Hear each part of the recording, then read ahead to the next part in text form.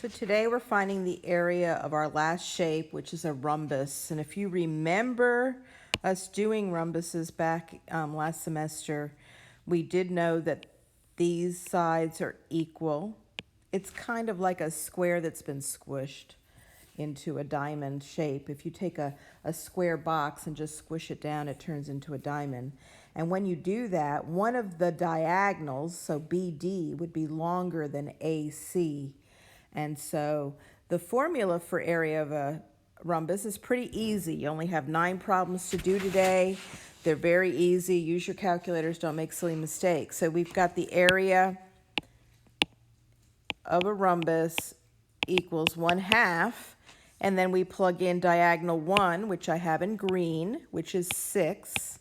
And diagonal 2, which I have in red, which is 8. And that is equal to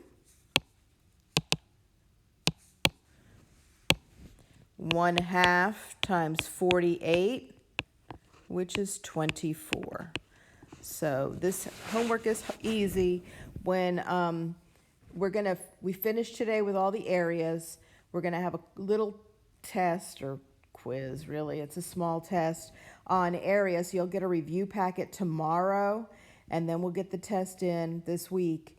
And once the test is in, we're going to do things that are a little harder. So try to do well on these homeworks that were this week. If you want to correct something, go ahead and do that. But get them into me, because these are some easy grades for you guys. And then it's going to get a little bit more complicated. I hope you had a great weekend, and we'll talk to you tomorrow on Zoom. Bye.